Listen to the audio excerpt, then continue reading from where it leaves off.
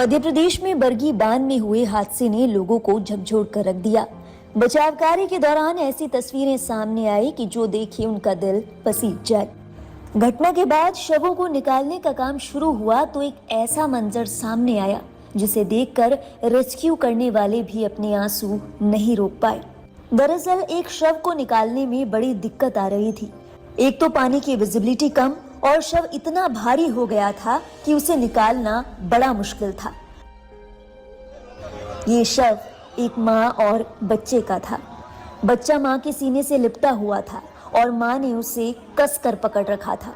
जाहिर तौर पर उस वक्त डर कर बच्चा माँ के सीने से लिपट गया होगा।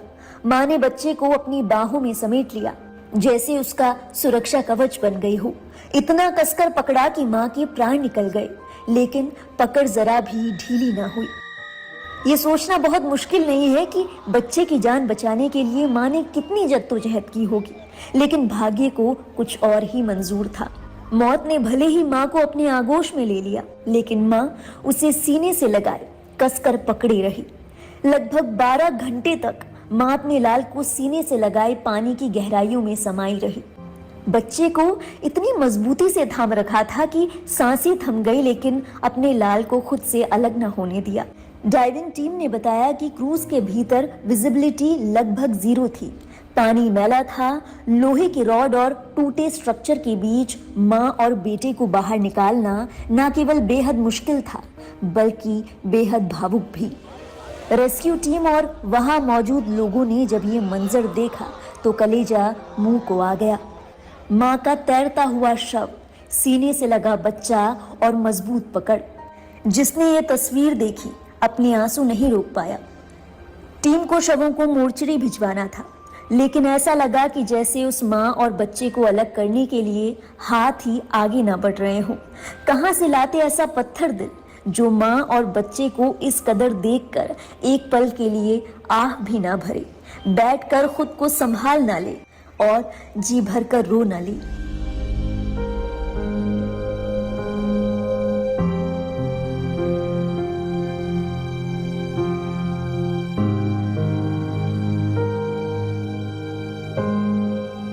ये तस्वीरें इस कदर दिल तोड़ देने वाली और इतनी संवेदनशील है कि YouTube की पॉलिसी की वजह से हम इसका ज्यादातर हिस्सा आपको दिखा नहीं सकते, लेकिन माँ और बच्चे के आखिरी पलों की ये कहानी सुनकर शायद आप भी अपने आंसू नहीं रोक पाए होंगे। आपको बता दें, घटनास्थल पर अब भी बचाव कार्य जारी है। आगरा से पहुंची पैरामिलिट्री डाइविंग टीम की माने तो ये ऑपरेशन किसी अग्नि परीक्षा से कम नहीं है। टीम के मुताबिक क्रूज का ढांचा पूरी तरह नीचे धंस चुका है। ग्रिल और लोहे के चादरों की वजह से ये इतना सकरा है कि एक गोताखोर बीच में ही फंस गया था। टीम के बाकी साथियों ने उसे जैसे तैसे बाहर निकाला। टीम को हथौड़े चलाकर मलबे को तोड़ना पड़ रहा है। एनडीआरएफ की टीमें हाइड्रोलिक मशीनों और गैस कटर के जरिए क्रूज को काट कर रास्ता बना रही हैं, ताकि शवों तक पहुंचा जा सके। क्षतिग्रस्त क्रूज के नुकीले हिस्से डाइवर्स के लिए जानलेवा साबित हो रहे हैं। जानकारी के मुताबिक अब तक 9 शवों को बाहर निकाला जा चुका है। टीम की ओर से 22 लोगों को रेस्क्यू किया गया है और 6 लोग अब भी लापता हैं। हादसे में रेस्क्यू किए गए लोगों ने सुरक्षा व्यवस्थाओं की पोल खोल दी। उन्होंने बताया कि शाम 6 बजे जब तूफान आया तो क्रूज पर किसी ने लाइफ जैकेट नहीं पहनी थी। उनमें से किसी को भी लाइफ जैकेट दी ही नहीं गई थी।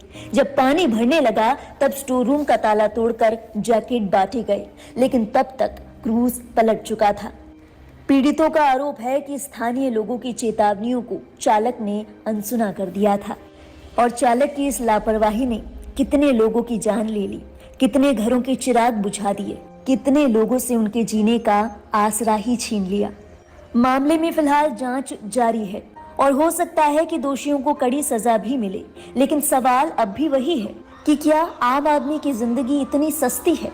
इन क्रूज चलाने वालों की ओर से पैसा पूरा लिया जाता है, लेकिन सुरक्षा के नाम पर केवल खानापूर्ति होती है।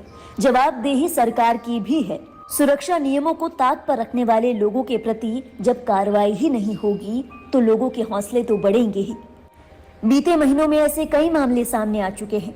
जांच होती है, सजा भी दी जाती है, मुआवजा तक दे दिया जाता है, लेकिन फिर ऐसी ही घटना किसी और शहर में खुद को दोहराती है।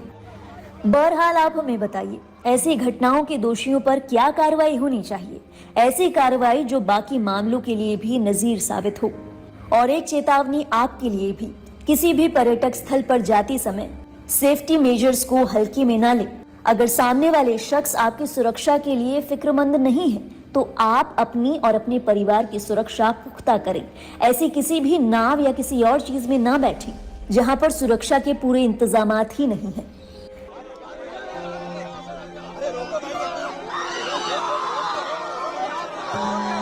आपके सामने जिस प्रकार से एमपीटी के जो यहाँ पे प्रबंधक ने बताया, लाइफ जैकेट्स तो थी, लेकिन आंधी तूफान आने वाला है उसका मापक यंत्र नहीं, यहाँ नहीं है। इतने बड़े